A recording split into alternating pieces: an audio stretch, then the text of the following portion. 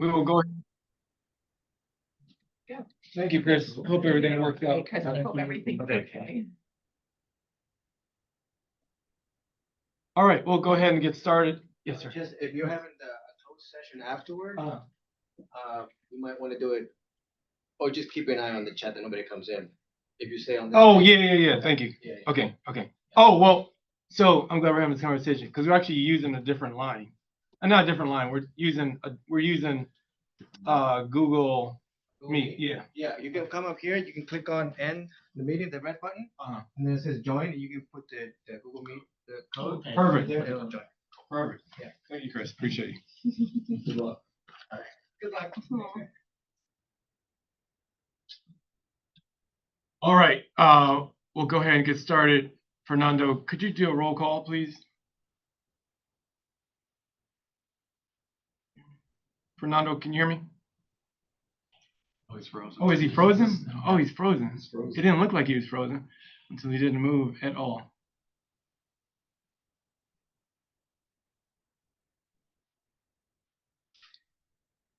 Okay. In the meantime, I will try to do a roll call. Let me see. Hold on. Pull up everyone's name. Okay. El Shaddai. El Shaddai, if you're there, we can't hear you, but we're trusting you're there. Sarah? Here. Okay, great. Sarah?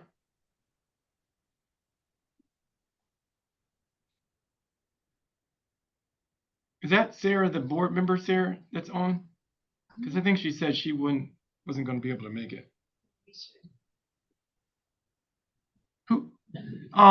Sarah. I don't have my glasses on. I can't Sarah remember. D. Riley? Oh, she just left. Okay. Ryan Robinson. Here. Jonathan. Here. Jim. Here. Mayura. Here. Jerry. Here. Celeste. I know Celeste is not going to be here today. Albert. Here. I know Amanda's not going to be here today either. And then Derek. Here. Okay. All right. We're going to do something a little, welcome again, everyone. We're going to do something a little different today. We're going to start using and I feel like I mentioned this a while back, we're going to use a consent calendar or consent agenda for both the meeting agenda and also for the previous month's minutes. So instead of doing one by one, I'll just ask for someone to offer a motion for the acceptance of both of those items, and we'll move forward. Anyone can do that. I just need a motion from somebody. Motion to approve the consent agenda. In a second. Oh, also, hopefully Fernando has his fancy AI minutes taker. Oh, he's right there. Oh, I didn't realize he came back. Fernando, you were off for a moment. I don't know if you realize that, or you were frozen. We can't hear you. We still can't hear you. Can you hear me? He's saying we have to unmute him. We have to unmute you? Okay, now, yes, yeah, Oh, no, you just okay. unmute me. Okay, and enable the chat if you can. Do you have your Otter thing going? The Otter AI? Let me check real quick. Okay. You doing? Oh, okay. Thank you. No, but I will set it up right now. Give me just 1 second.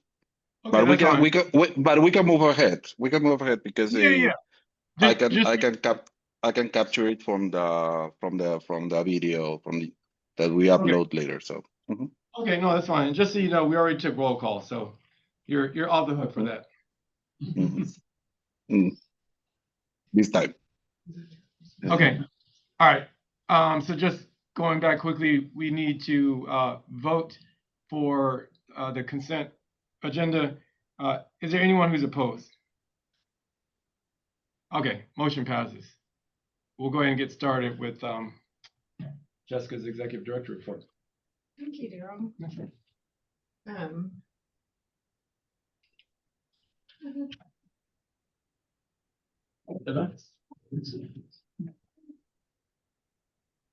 We're gonna start with that or the auditor. Oh, sorry. Yes, our auditors are here, financial statement auditors. So we'll go ahead and get started with them. 'Cause we don't want to hold them up. Thank you, Brian. Sorry about that. Forgot. Brian, you want to introduce them? Yeah, just by way of quick introduction, we've been talking about last fiscal year ended June 30. We've been going through the audit. The auditors have presented a draft of the audit report that will be finalized shortly. And we have with us this evening remotely two of the partners from PB Mayors, John Roche and Amy. And having dealt with it all, email is it Jen or Gin? It's I'll let you properly introduce yourselves, and I believe you should have sharing rights to share your presentation.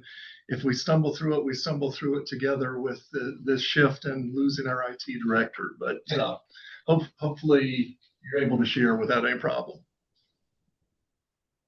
Well, thank you. Yeah, I think we can share. So we'll share this presentation. But first, good evening. I'm Johnny Roche, a partner at PB Mayors.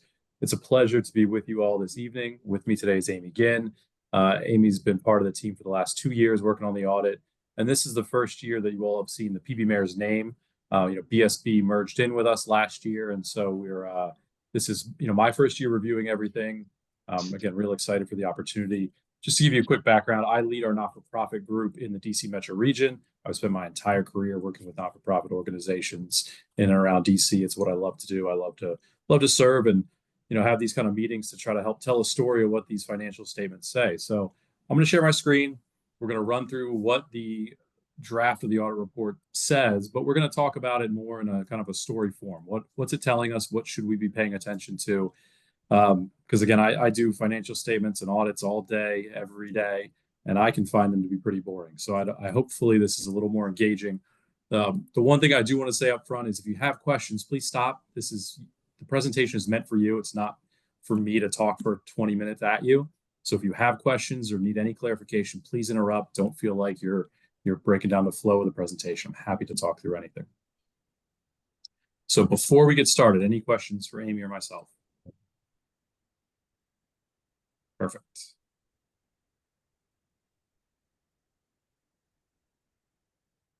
Okay, can everyone see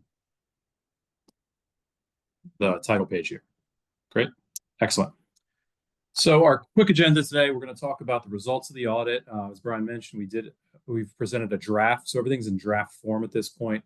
We're going to talk about some of the financial highlights and go through kind of what the year looks like compared to other years and kind of, again, tell us that story. We'll go through the notes of the financial statements in brief detail, and then we will also answer any questions at the end, just a little space there. So the first and most important thing are the results of the audit. We plan to issue an unmodified or clean opinion on the financial statements. I think that's the main objective of what we're trying to do is to issue that clean opinion. So that's the first hurdle we want to cross. We do plan to issue that. That means in all of our time and effort and all of Brian's time and effort, we found nothing that leads us to believe the financial statements are materially incorrect. And so again, that's the standard we want to have to start with. The audit, we're also required to report on government audit standards.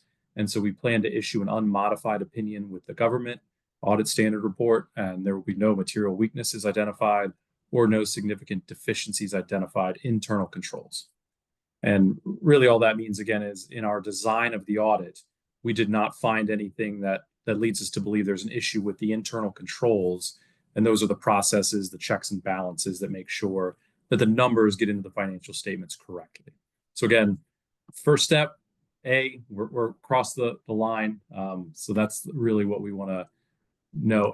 If you read anything in the audit and financial statements, it's most important to understand the opinion of what we're saying here.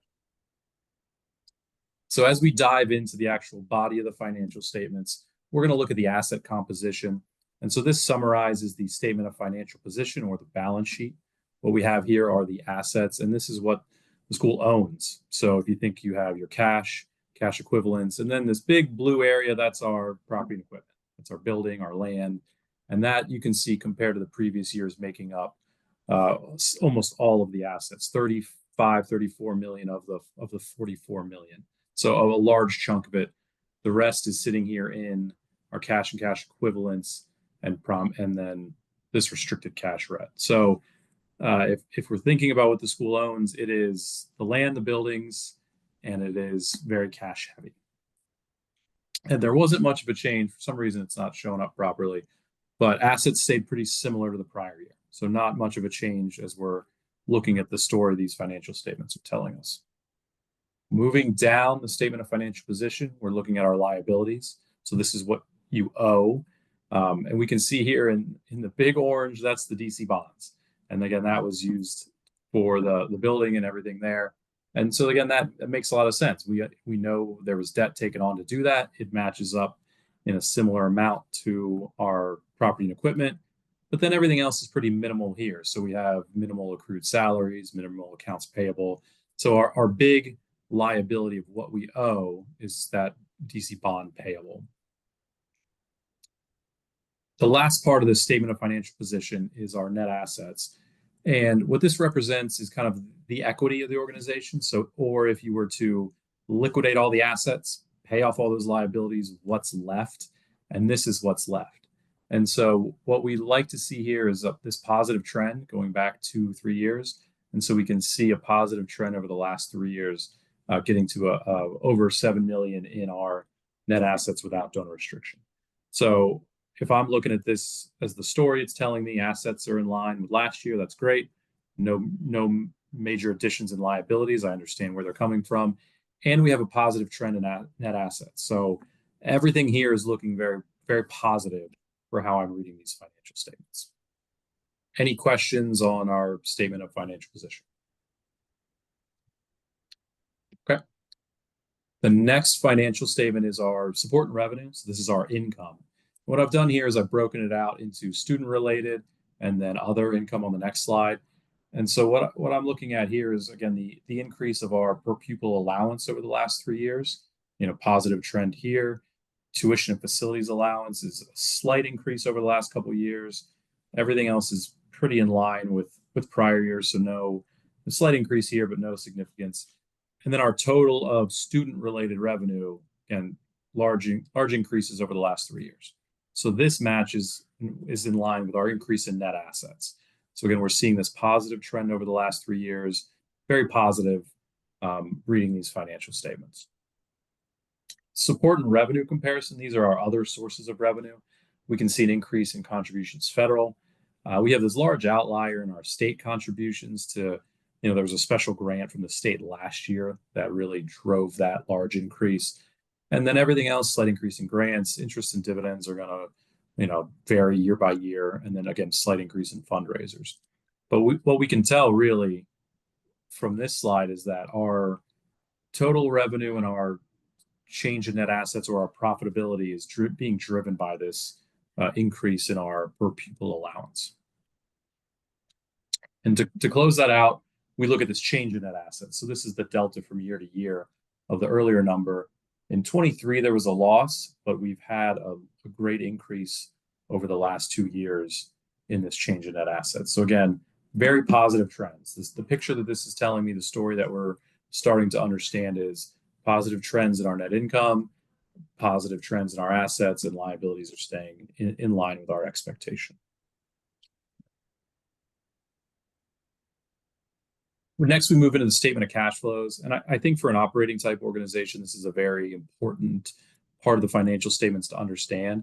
And this is kind of how profitable are we from our operations? Just by existing and running our core operations, what does that look like? So this is, in my eyes, compares us a lot to a for-profit business. What would they be looking for in this situation? And so just from our operations, we can see 1.5 in the prior year, almost 2 million in cash flows from operations. Again, very strong position. So as we read through this, continuing to build that strong financial position, that strong story for the organization. And so as we go down this, we start to see some uses in cash. We're paying for things with our cash, investing activities, building improvements, purchase of fixed assets, and then we're paying down our debt in the financing section based on our required debt payment schedules. So overall, we had an increase in our cash by about 1.2 million for the year. Again, everything I'm reading from the financial statements is very positive. The trends look very good. There's nothing very alarming in any of these numbers from the face of the financial statements. Any questions or thoughts here before I get into the notes of the financial statements and just add a little more detail and context to what we've already seen? I'll jump in just real briefly for the sake of some of our newer board members on a couple of those outliers on the charts that you had. One, Sure. We showed a net loss in 23, net profit or gains in 24 and 25. 23 was the last year before we fully consolidated in this facility. We went through a couple of years that were known financial drag years because we had a facility to house 600, but we couldn't put 600 in under the BZA orders. At the same time, we had to be paying rent for another facility. So it does show a trend, but I want to give you that understanding as to what was driving that part of the trend. And then in terms of the revenues, Johnny had highlighted the outlier in the state revenues. That was the prior year that we received the DC teacher compensation funding outside of the UPSFF. They rolled that into the UPSFF for fiscal 25. That was it. Thank you. I appreciate the clarification. So to close out our conversation, we're going to look at the notes to the financial statements. I've listed them all here just for the sake of having them all. I'm only going to touch on a few, again, just the ones that I think add some context to what we've already talked about, and again, continue to tell the story and close kind of out the final chapter here. A chart that I really like that's a pretty new addition to the set of financial statements for nonprofits is this liquidity footnote. And what this is telling us is our financial assets, so all of our cash, everything that's expected to come in over the next year, including the CRC that's still floating out there. We reduce it by these restricted cash items to get to our financial assets available for expenditure. And the way I like to look at this chart is if no new dollars were to come in the door, how much do we have to keep the lights on? And looking at this slide, we have just over 6.5 million of financial assets available just to continue to operate if we needed it. The question I get asked the most when we talk about this slide is, well, is that enough? Is this the right number? Should it be more or less? It depends, right? It's a great accountant answer, but it really does depend on the organization and what you're trying to do, and how much reserves do you need? What is really those debt requirements? How much would you need not to have to shutter the doors? And so I like to think of this slide and this chart as a good starting point for those conversations. Is there need for more? Do we have too much in our financial assets? Could we do something different with those if we wanted to? So again, not necessarily a conversation for today, but certainly something to consider of just, is this the right number? Do we have everything we need here? Fixed assets, we touched on briefly. This is just a breakdown of the assets that get us to that 35 million. And you can see 28, almost 29 is in our buildings and improvements, with 10 million in land and almost 4 in accumulated depreciation. So as the building ages, as everything, the fixed assets and furniture age, we depreciate those to get down to this number. So that kind of shows the breakdown of our fixed assets. We talked about the DC bond. This shows some detail about the total debt still owed. But then what I think is very important is this maturity table here at the bottom. So you can see those required debt payments. And I touched on this with liquidity, but we know that the debt repayment required schedules is not significant. So in theory, there could be a long lead time where we could continue to pay this, again, based on those financial resources. Per pupil funding, we have broken out here by their different types. So this is just a little disaggregation from what we may see earlier in the financial statements. So you can see the majority of it's in our grade level, with some special education and our facilities allowance, making out the rest of that grouping. And that covers our presentation today. So I will stop sharing and again, open it up for any questions or comments from the group. Johnny, this is Derek. Quick question. I think I heard you say that the per pupil allowance is the primary driver of the net assets. Is that accurate? So it's the primary driver of the increase. So you can see the trend, and as that trend is going up, everything else is staying similar, is much smaller. So that increase in that number is what's driving kind of the profitability. There are certainly some other things that go into that. Certainly things like what we didn't touch on really was the expenses, because they're pretty steady, but holding those expenses steady, having that in line also helps that. But seeing those trends, yes, that's the main driver of that increase. Brian, would you tend to agree? I mean, you're closer to this than we are, but is that a fair assessment? It is the primary driver of income. And yeah, as long as we're able to hold expenses relatively steady, it's going to drive in turn the net assets. Follow-up question to that. So holding, it sounded like expenses have been fairly steady over the past few years. So have there been increases in per pupil allowance? In terms of the overall increase in the per pupil funding, very good question. Keep in mind there are two components to that. One is simply a percentage increase in the funding amount per student, but add to that a growth in the student population. We've been steadily doing that over the last several years. We're really in the realm that we're not going to see continuing increases of significance in the enrollment. We've got a little bit of room, but not much there.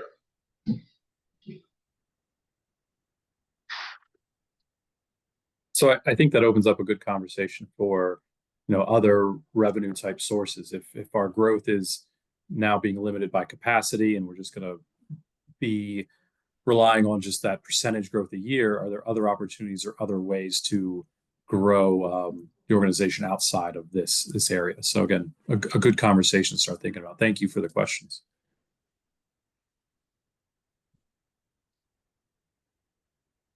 Johnny, I don't have a question. I've sat through several audit presentations, and I got to tell you that this was by far the most cogent and seriously and user-friendly one. So thank you for obviously all the behind the scenes work that you did for your presentation, just the way you broke it down, particularly for folks who don't look at numbers every day.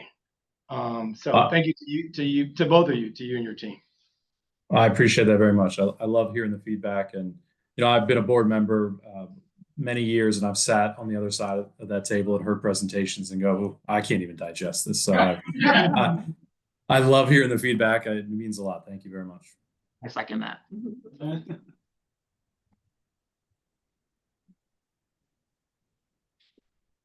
All right. If there's nothing else, then thank you all again. Oh, yes. I will hit with a question showing the auditor and me going in the opposite direction of that, but I'm going to raise this, Johnny, simply because from time to time it does come up. You mentioned in terms of the reporting that part of it was in accordance with government auditing standards. If you can just give a brief breakdown as to the scope required for that versus an A133 audit. That's a more expanded version, if you will, of the government requirements.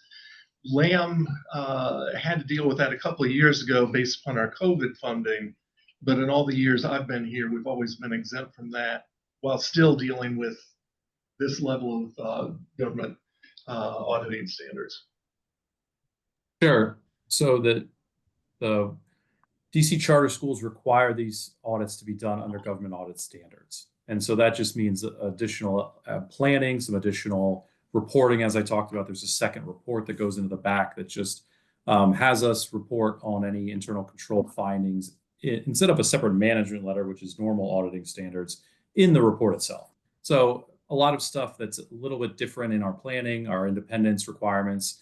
Again, just some, I don't know, real technical differences on what we do. What Brian was mentioning is the old A133 or Uniform Grant Guidance, which is an additional reporting and compliance testing if the organization were to receive, it's now over $1 million in federal funding. And so it used to be 750, it's now gone up to 1 million starting, I think, our current fiscal year that we're in. But if that were to exceed, it would dramatically increase the amount of compliance testing over those programs. And again, just adds a whole nother layer of complexity to what we would have to report on and test. It is a lot. It's definitely an additional requirement as you know, we've gone through previously. But if there's the opportunity to find those grants, I think the right planning for that can make it a smooth transition. So I don't want to say all that and have you be scared away from these government grants. If the opportunity's there, you know, it's certainly a conversation with Amy and myself to say, hey, we may have this opportunity. How can we plan for it? What can we do to be ready for that type of additional audit procedures? But no, we did not cross that threshold this year. And again, it's not something to be scared of, just something to be aware of. Does that fully answer that question, or do you want me to keep going, Brian? That gives more than what they wanted. I just wanted to be Okay. when the question comes to me from time to time. Got it. Thank you. All right. Thanks again to both of you. We appreciate you. Thank you all very much. Appreciate you. it. Take care. Have a great night. See you soon. All right, moving on. Jessica. Yeah, so if I can this. So a short video to remember what we're doing all this work for.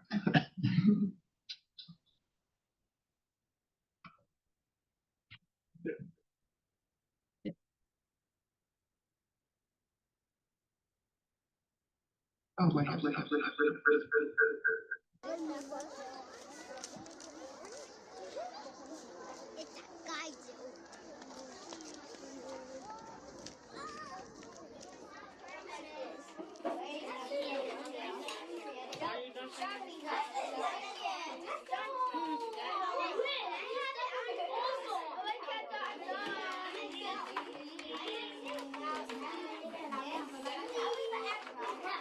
Is that the new fifth grade classroom? No, it's in the art. Oh, the art room.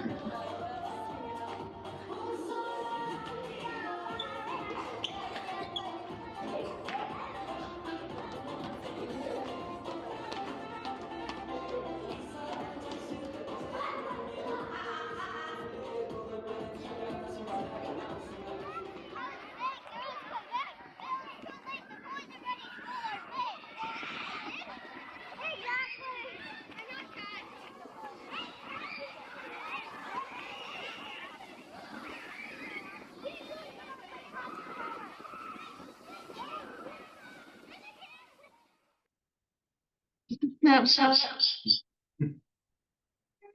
Just a snapshot of some of our students playing in the fall, and a quick thing, there's so many different activities. That was our art room, that was our fire drill today. It was outside recess, and then capturing them in the classroom. So my shout out here to Derek for holding my hand while I do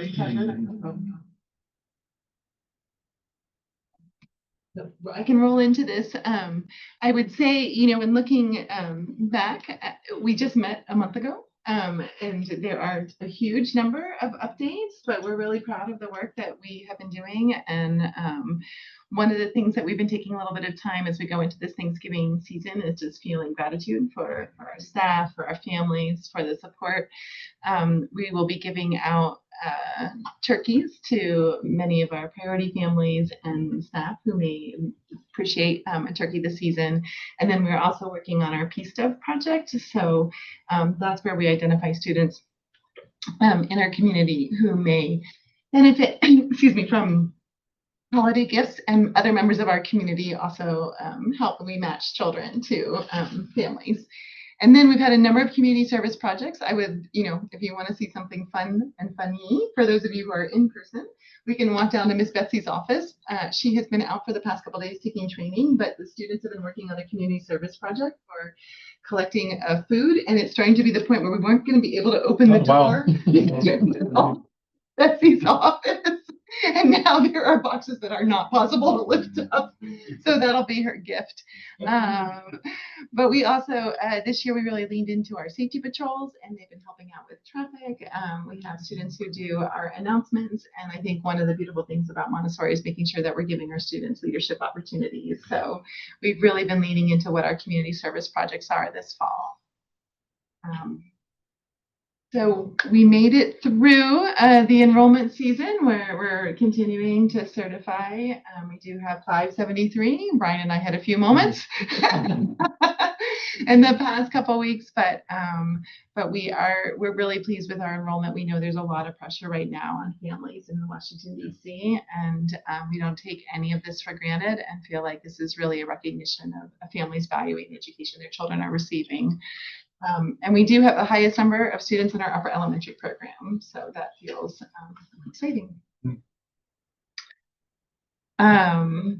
We did have a professional learning this fall, and so wanted to capture, we continue to really build on this idea of one LAM, connecting with our before and after care program and our academic program.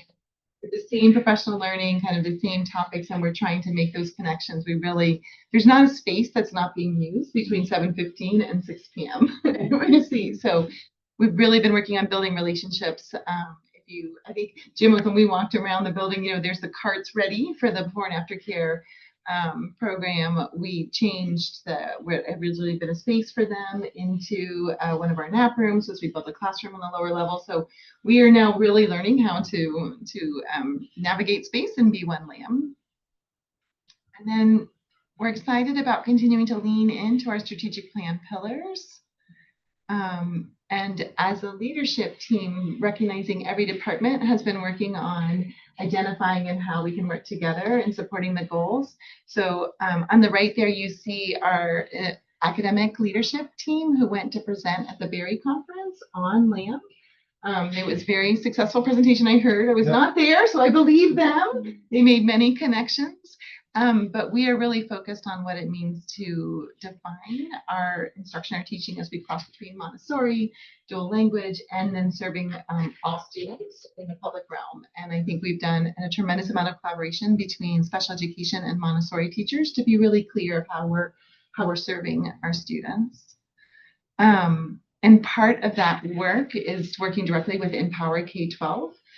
So this is Jessica Curry, who came in and is doing a presentation with our leadership team once a month. It's a train-the-trainer model.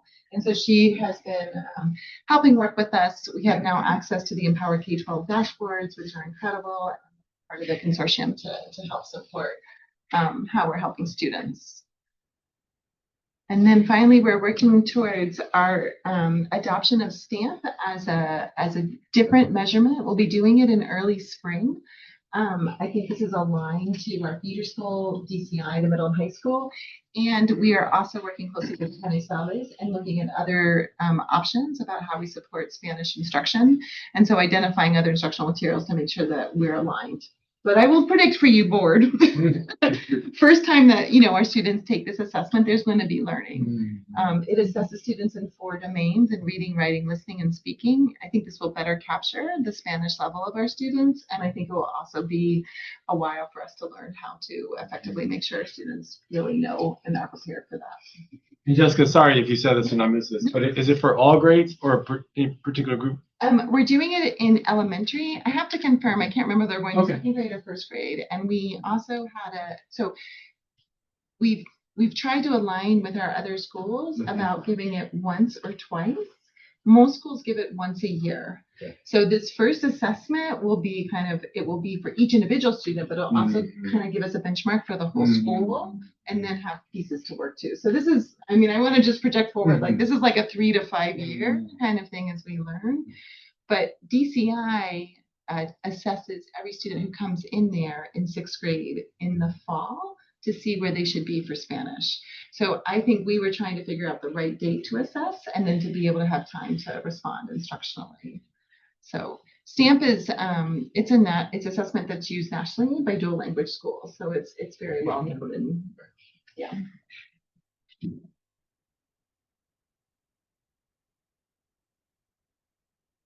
And then this is just a reminder, I believe I spoke about this, but we are learning more about DC CAPE 2.0, which is going to impact the Aspire framework. It's with the Smarter Balance assessment. OSCE I think today, just released additional information about it. But being a part of this consortium, it's going to be particular to DC, and there will be interim assessments that they will release as tools and also teacher tools. So we think that, from what we've heard, the assessment itself and the tools that teachers will have sounds like it'll be an improvement, and that's why it's selected. We're just conscious that it's a very, very quick ramp. So we will take DC CAPE this spring, but next spring we will take DC CAPE 2.0, and it's as of yet, we don't know exactly how this will impact Aspire, but we know that will continue to be something that will impact us. Accreditation, we are getting there. Brian Robinson, give a shout out to Brian. Brian has been part of our overall supporting committee. Sebastian Franco, I want to give him a shout out on this meeting, has been leading the charge. He has put folks into subcommittees. We're very, very close to completing our self-assessment with still a few pieces missing. And we are hoping by the end of this month, early December, before we go on break, that we would have some draft goals. By the end of January, we have to complete all of our documents. I'm looking at you. And then we'll have the site visit in February. So, but we're getting very close. And I do. Yeah, go ahead. Jessica, what happens at the site visit? So at the site visit, it is educators from around the country who are trained to come and do a site visit. They review all of our documents. So most of our documents are really meant to be, the self-studies really meant to be, this is where LAM is, right, in these pieces. And they kind of come to verify and learn, is this appear to be accurate? And then provide feedback on the goals. So I think we've tried to let the subcommittees know that this isn't about suddenly creating documents that LAM doesn't have. It's more about stating where LAM is, and then that will help us draft an action plan of where we need to be. So quick question. I'm not familiar with accreditation for the charter schools, but I am for higher ed, and it sounds like a pretty similar process. And usually in a self-study, there is interviews that the committee that is trained to do this also has to do. Has that been indicated as part of the process for the site visit? I don't know. And Sebastian and I in early December are going to our 2-hour training on visit. So I only know at a very high level, but I imagine that's probably true. And we're at the point where we had subcommittees for each of those areas. And the overall committee has been meeting to think who also needs to read what we have submitted. So when we built those subcommittees, we tried to make sure it was representative of the school, but know that not everyone. So I think there's going to be a second piece that we are going to be looking to make sure that someone who knows has really kind of reviewed these. But just to give a sense of the scope, the teaching and learning is almost 37 pages. Like this is a huge, it's a huge document, and it's also has links and supporting documents. Everything is electronic, but it's been a huge undertaking. And I think a good process. I think it'll be a good process, folks. Jessica, how frequently is this process done? Oh, that's a good question. Is every 10 years. Yeah. So something higher ed, yeah. And we actually, I did want to say, like Middle States Accreditation, the person, our program manager, came and visited us last spring, met with our leadership team, met with myself and Sebastian, so we began this work last spring and started to do that work. And so she's been really fantastic. I think they want us to be successful. They're trying to help us make this the process that would actually be effective for us. So I'm hoping this will help the board as well, kind of guide us on like what are some of the areas that we want to focus on, and hopefully produce some future goals. And then the site visit is February, but it says there that it ends in May. So then there's like results and like action steps or? I think so. I think my understanding, but again, I finished my last paper. So I think they come and then they prepare a report about, what they saw and what our next steps are. Hopefully through that, we are credited. Ultimately, that's what it is. For the sake of the new folks, and we've discussed, but this predates you, PCSB requires that all charter schools be accredited. There's not a requirement of who you be accredited by. Mental States is a large standard. Lamb had a couple of years ago looked into possibly shifting to being accredited by AMS, American Montessori Society, figuring that would align better with being a Montessori school. At the time, we were running into issues with their accreditation standards, not anything truly significant, except that it would keep us from being fully accredited throughout the program, in that our upper elementary, we're only serving 4th and 5th grades, and by Montessori standards, it would be 4th, 5th, and 6th grades. Without having 6th grade in, they couldn't credit our upper elementary program. So we put that on hold. There are discussions going on within AMS about, do they need to modify that? But just something for historical perspective that we may look at down the road, given that we're good for 10 years, but what do we want to do in 10 years? Yeah.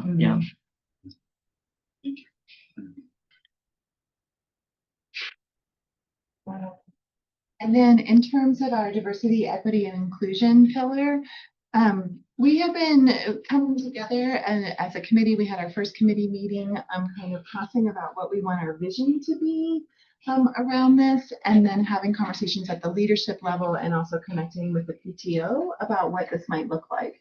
I feel like this is a pillar that needs support and fleshing out and how we're implementing and what we want to focus on. One of the areas that we really want to focus on is our attendance. I feel like this does speak to this pillar. And so even though we have a very high level of attendance, we have a small portion of our students and families that need additional support. And we have always provided that, but I think we want to lean in and think strategically about how are we really making sure that we are equitably supporting our families so they're able to attend and participate. Especially just to remember that we have 3-year-olds, as you know. So those habits of how you come in and get the support and have that regular routine is something really critical that we focus on in the fall. And then we've also been trying to make sure that we are using committees or small groups to help us strengthen how we make decisions. From large to small. Right now, the most hotly contested, I mean, that might not be true, committee is our holiday committee.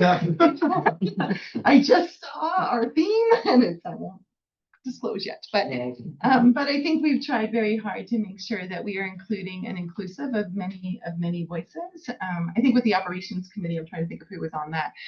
We were sharing in the fall, we had regular soccer games with the staff, and that's been a lovely way to continue to build community and connections and seeing folks from all different departments, including our M&G department playing with us. So just trying to make sure that we are really crossing and building those connections and listening to how we can support our staff. And then rebuilding community, Base Alegre is happening.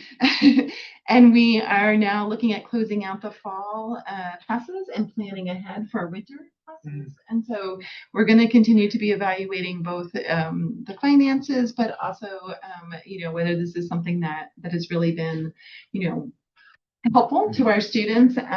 We're really excited. We have, I think I mentioned before, we have over 150 students participating. And we also are excited because this particular structure we think might be helpful for us if we want to do targeted tutoring, because we already now have a way to have classes and have the pickup. Like we've worked off the internal logistics of the school. And then we continuing to focus on our communication and our dialogue. We have done a Mi Escuela, Mi Comunidad, a monthly session with families, and our last one was on positive discipline. We had a great turnout. Ms. Betsy, our assistant principal, presented that to families.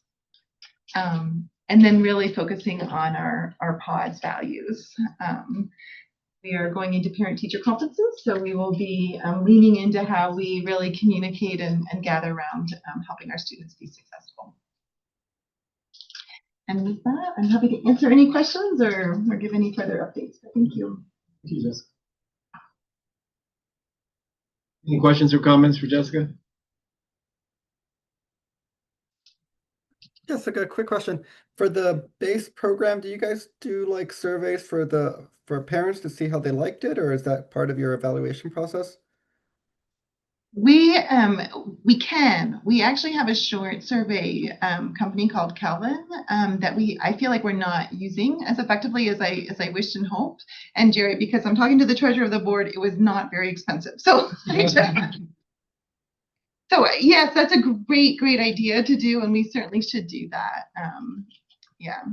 We do have the annual survey set up by the Insight Survey for families and then for staff. That will be year to year that we did last year. But the Kelvin survey is meant to be kind of a quick, more of a pulse check, and I think that would be a great use. Okay, great, thank you. Thank you.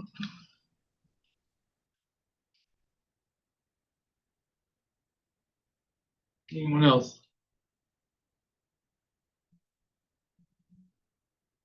Okay, thanks again, Jessica. Thanks. Appreciate you. Moving on to committee reports. We'll go ahead and start with Finance Committee. Sounds good. Good afternoon. Good evening, everybody. Happy Monday. Where are you, Jerry? That's still afternoon. Don't ask. It's been a long day.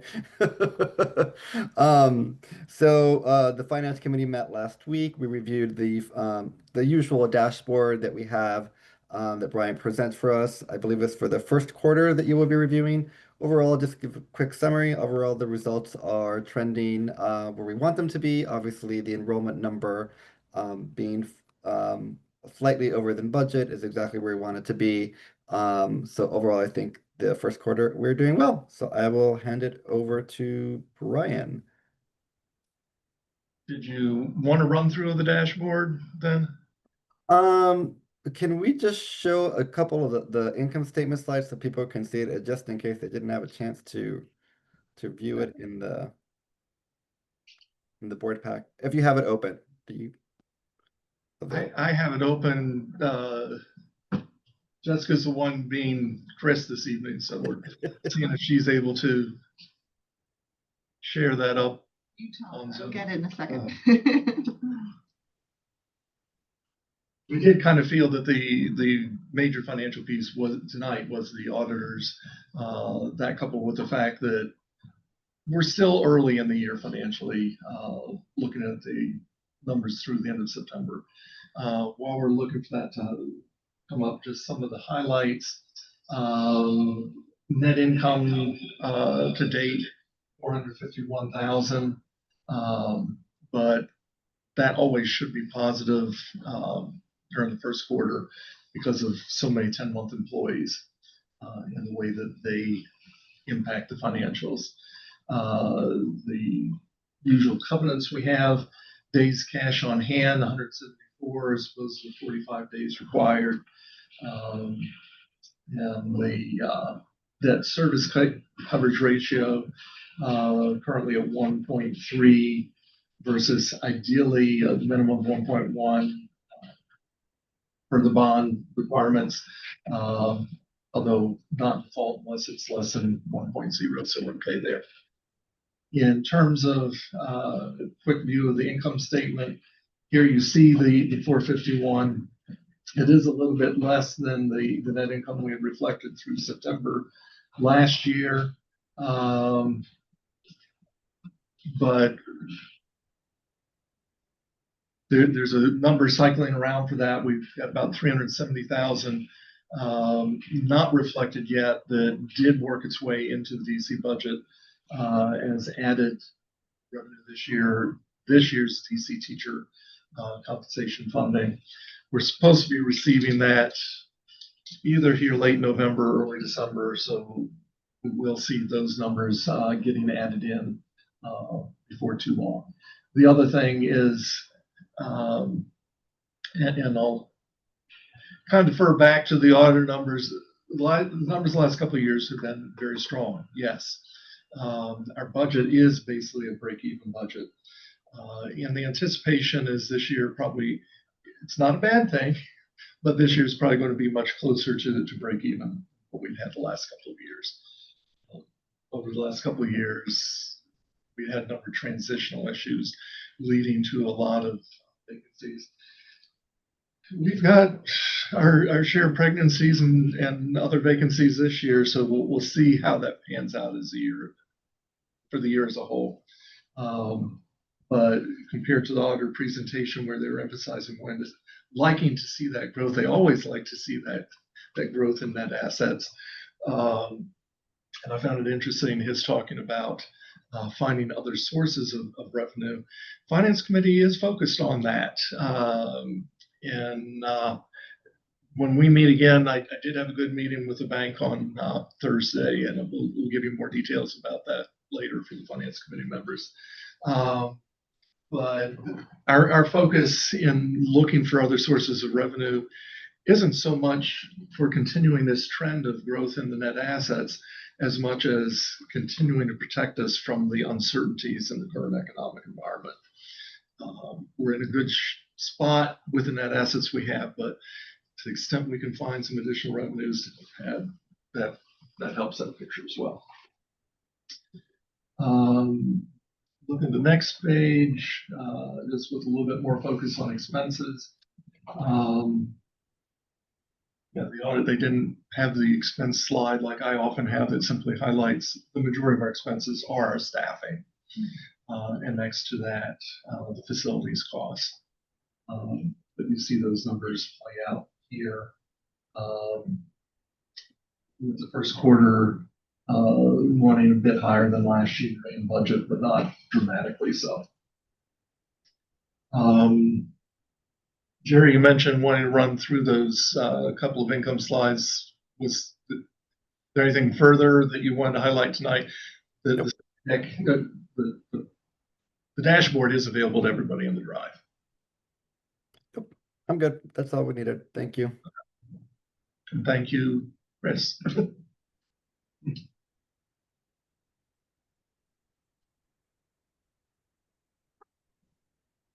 That's it. Any questions for, thank you, Brian. Any questions for, oh, and thank you also. So, you know, we sometimes take for granted the fact that year after year after year, Lamb has a clean audit. So just want to, you know, give Brian his flowers.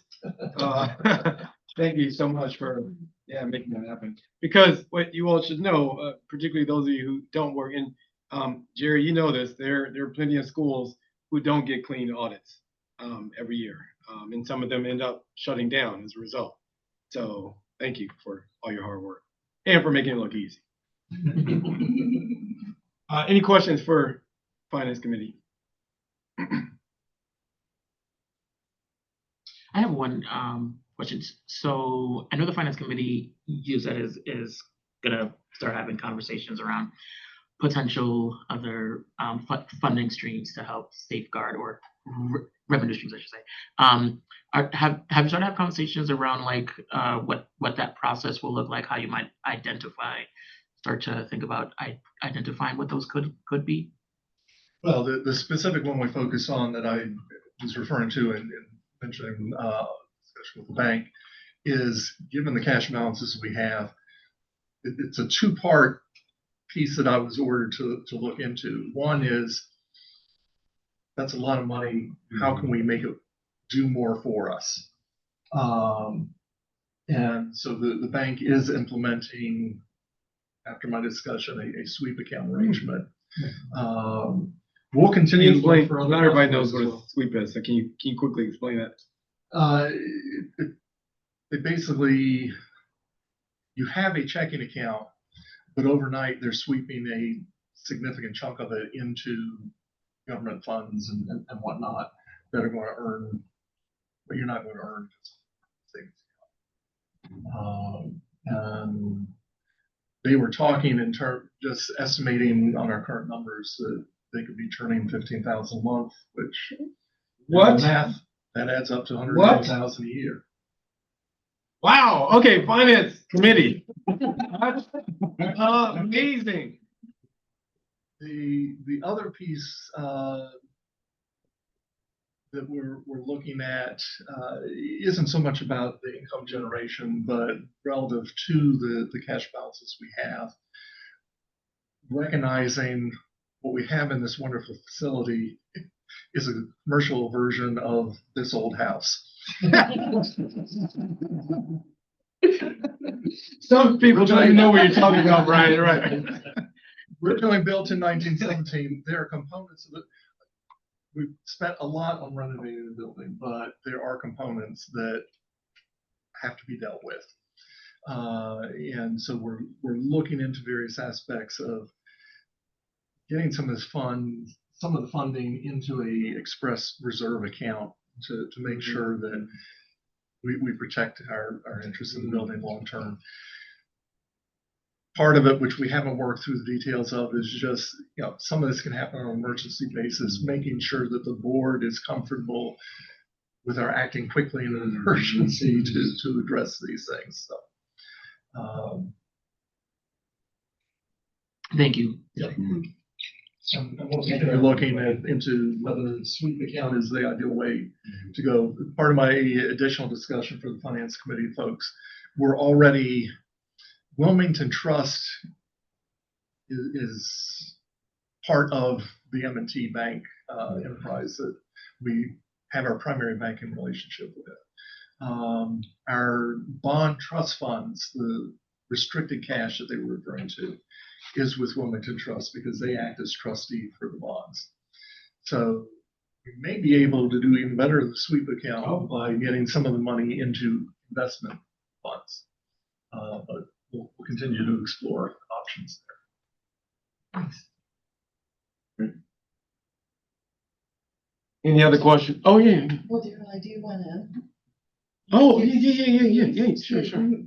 Just a small announcement, which many of you might already know, but Brian has announced that he will be retiring at or by the end of the school year. And so I just wanted to take a moment and thank Brian publicly.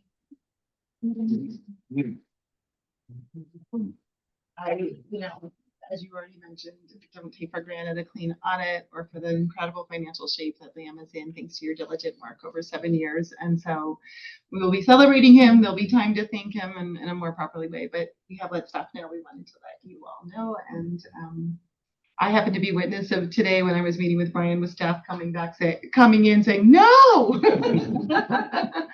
So yeah, this is not the end, but I did want to take a moment and make sure that we shared that. So thank you. You can kind of tell with the date aspect of it, but I opened my discussion with Jessica last month in terms of let's talk transition planning.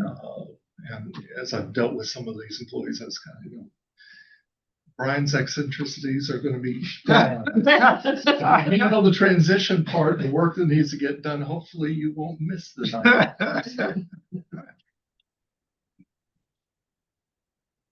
Well, thanks for sharing that. That's good. Thank you again, Brian.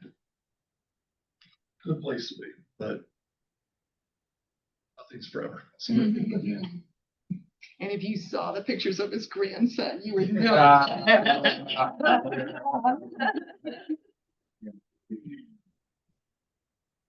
All right, moving on to the Governance Committee. Oh, just realized, so Celeste and Amanda are out. Cool. Okay. Cool. We got go. Okay, well, when we met, we specifically talked about what our priorities are going to be for this committee. And we came up with 3. So the first thing that we're going to do is focus on reviewing our policies, the board policies, because we know we have a lot in place, but we wanted to do sort of another pass through those. And we actually have a request for board members. If you have policies that you think we should have as a board, let us know. We're adding in a meeting in January. And the idea with that meeting is to really dig deeper into policies. So between now and then, we would like your recommendations.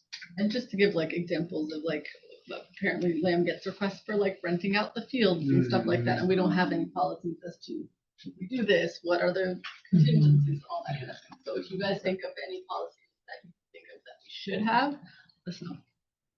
And then our second priority is about new board members.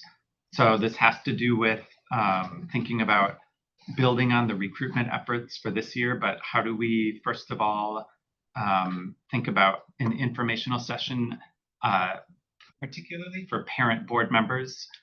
We were thinking, is it Mi Comunidad, Mi Escuela, Mi Comunidad, in the sessions that they've started for reinforcing community, to have a session specifically on what does it mean to be a board member at Lamb, and how can people start to learn and express interest now. We also talked about really looking carefully at the recruitment calendar for new board members. I think there's already a pretty good calendar in place, but sort of maintaining that, and once the spring comes around, to really be on top of that recruitment cycle, building on the pipeline that was established this year, and then thinking about the onboarding process for new members and what might be some additional missing pieces there. Anything to add on that one? New board members. No. And then the last one is continuing to manage the board calendar.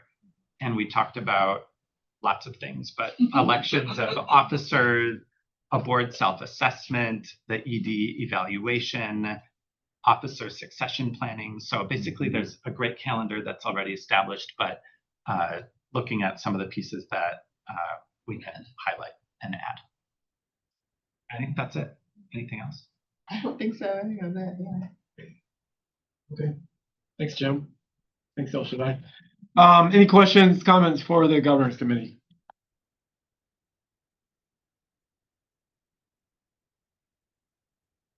All right, operations. All right. This is Jonathan, the little speck in the corner of your camera. And then Albert, let me know when I'm done with my spiel if I forget anything here. But wanted to start off just giving a big shout out to Mr. Juan and the entire operations team. Like it's really a joy every time we get to meet as a team, just to hear about all the different pieces that are happening. He was going through the field trips, just even yesterday's fire drill, the collaboration that he and his team have been doing with other DC schools around nursing and all the healthcare needs that, you know, just go into keeping this place running. So just want to give him a really big shout out. We also discussed last week, just confirming really our priorities as a committee. And those three, I think we've already even talked about them tonight. Monitoring the base program, having those continuing conversations around what does that look like, from surveys to data monitoring.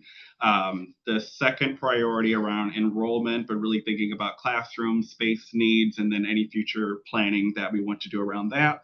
And then the third priority, which ended up taking up a bulk of our time last week, was around fundraising and giving. So I think that was our big point just even about 10 minutes ago.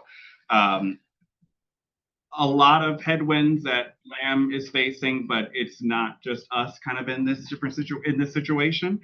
So we were kind of thinking about, as a committee, what are like the big ticket questions we want to start off with? Like if we're going to be doing, let's say, a new fundraising campaign, like who are the partners that we should be working with? You know, understanding that Lamb is a feeder school for DCI, are there opportunities for us to work with them, and then other organizations that may be adjacent to them? I know Jessica also gave us a little bit of a rundown about Fund Ed and potentially partnering with them. So as a committee, our next meeting is going to be solely dedicated to really going through all of the questions we've kind of started percolating on around like fundraising cycles, potential communications.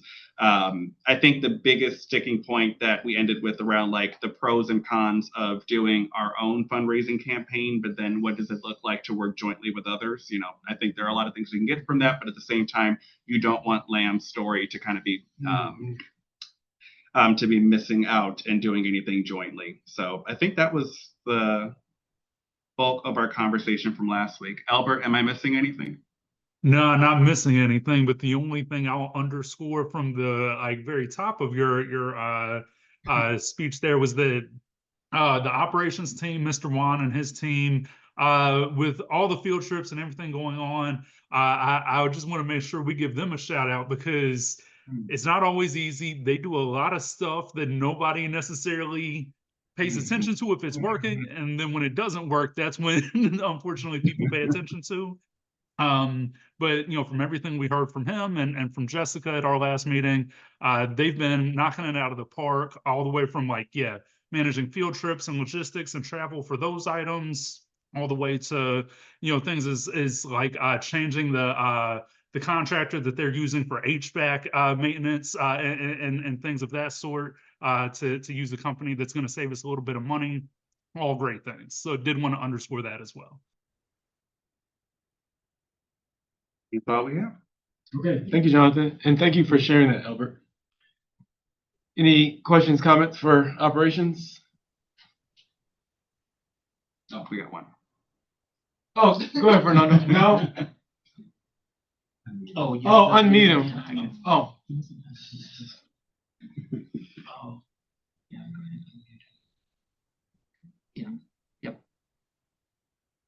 Try now. Oh, okay, okay, can you hear me? Yeah. Pray, Fernando. Okay, just wanted to quickly add that, well, I'm sorry, I couldn't attend the last operations meeting, but just to reiterate first, yes, I mean, to praise the great initiatives and leadership of Mr. Juan.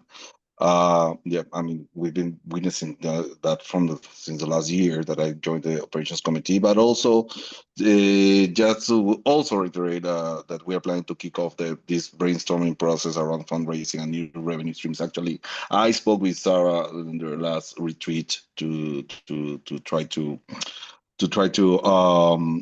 keep the ball to keep the ball rolling on this area. So I'm proposing, I will reach out to Sarah to see if we can not wait until the next operations meeting so we can start having a conversation on that. But just wanted to reiterate again that these fundraising and new revenue streams initiatives are very much front and center for the operations committee. And thank you again for the leadership of Celeste that, well, he's not here today, Mr. Juan. Thank you.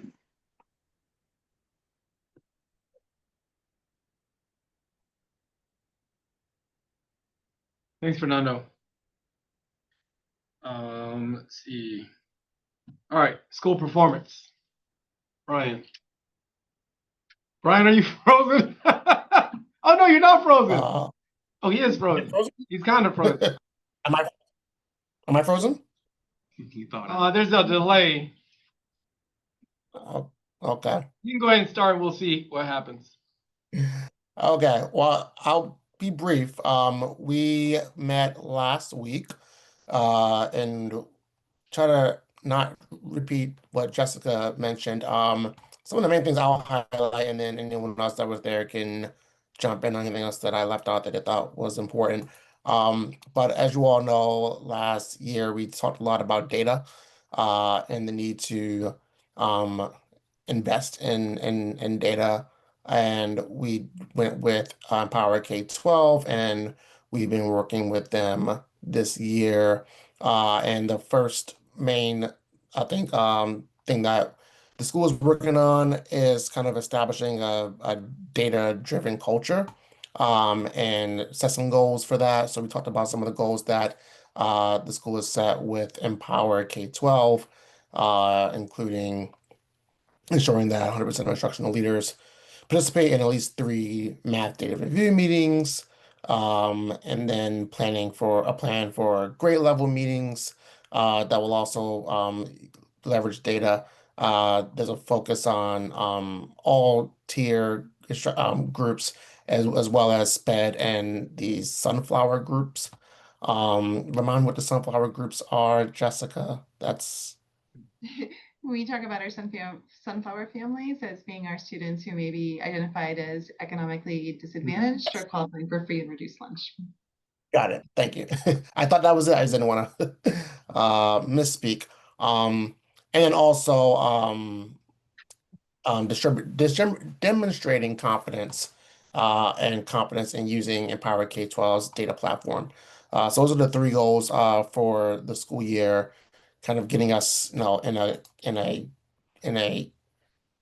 a data-driven culture at Lamb.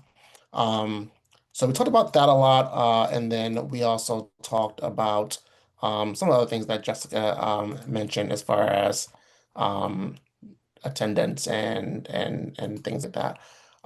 So the main things I think that we're going to start doing as a committee, I think I mentioned this at our last call, but we're going to start meeting in between our regularly scheduled committee meetings to have more of a working group or working committee to really dive deeper into some of the data and to figure out best ways that we can support Jessica and Alex and the team in terms of all things school performance. Anything else anybody would mention? Derek, how should I? Jessica. I think we also talked a lot about the scope and sequence and the data to be shared between parents and families through transparent classrooms, and about the reporting card system that is changing. They're going to start issuing more frequent report. You can call them reporting. I forget the name. Student conference reports. So quarterly for elementary and the same biannually for the younger kids. Yeah, so that was I think an important thing that they're starting to connect data to the families.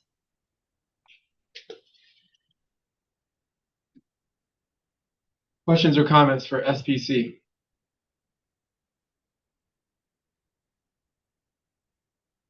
All right. Thank you, Brian. Thank you, everyone. Appreciate y'all.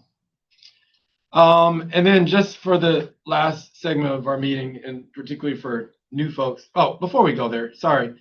Let's welcome Derek. This is his very first board meeting. We're excited to have you. Thank you again to the governance committee for all your work in getting our newest board members. We appreciate you all. Just real quick, if you wanted, not to put you on the spot, if you want to introduce yourself, that's fine. Yeah. So up to you. Okay. Yeah, sure. So thank you. I am super excited to join. I am Derek Norville Bowie. I have been in education my entire career. I work in the space of strategy, organizational development, data storytelling, all fun stuff, really working to transform our nation's education systems really toward more student-centered and personalized learning. So I'm really excited to apply a lot of those things and to support this school's amazing mission. So thanks. Thank you. All right, so this part of the meeting we call For the Love of Lamb, something we started a couple years ago, and it's just really an opportunity for folks to share what they appreciate, who I should say, they appreciate most about the school. And it's not mandatory, you're not obligated to say anything, but as I like to say, as the spirit moves you.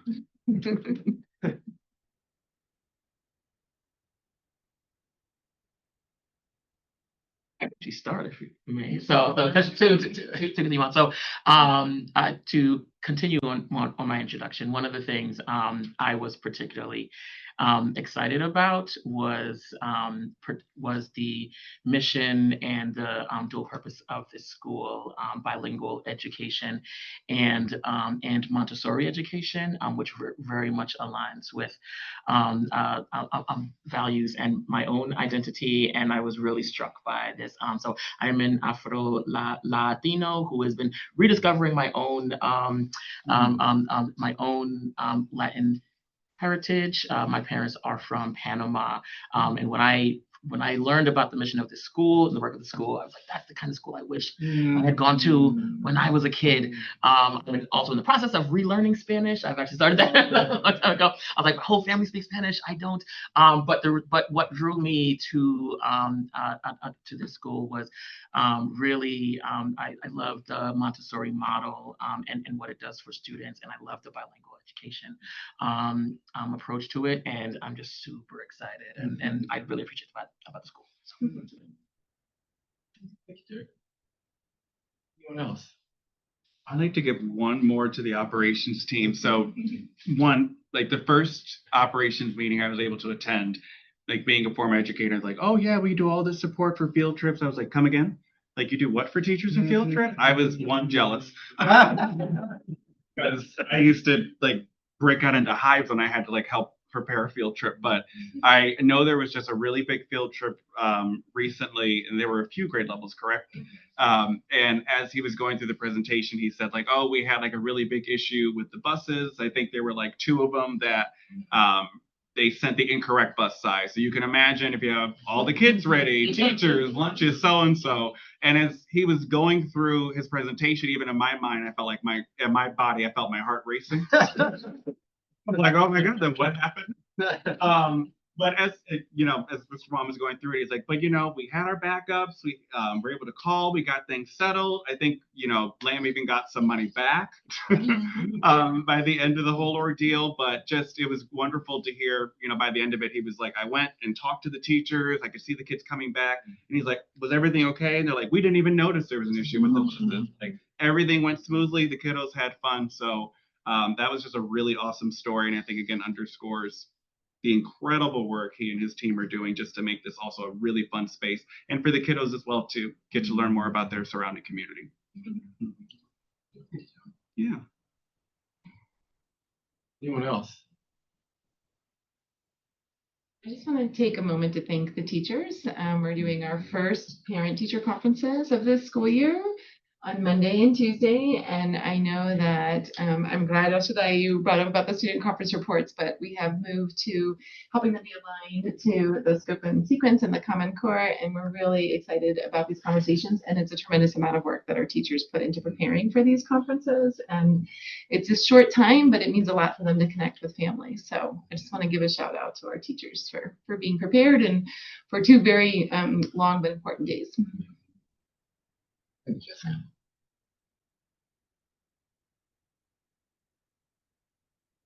Mayura, I know you said your little one, your daughter is sick, but how's mothering, parenthood going, and how's she doing?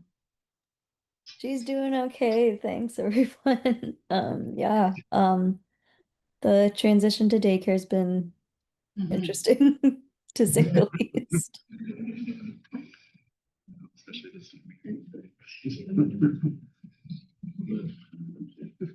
All right, anyone else? Last call for shout outs. Again, not mandatory. Don't feel obligated. If there's nothing else, then we'll go ahead and close out. Can we get a motion to close out the meeting, please? To adjourn. Motion to adjourn.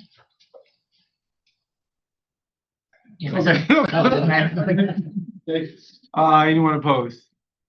All right, motion passes then. Can everyone hang on, please? We're gonna have a board-only executive session after this. Thank you, Brian. Thank you, Jessica. Appreciate you all. And thank you again to Chris. Okay, so I'm gonna close. yeah, when you close that, oh, so we're gonna lose everyone there. Okay, and then we'll have to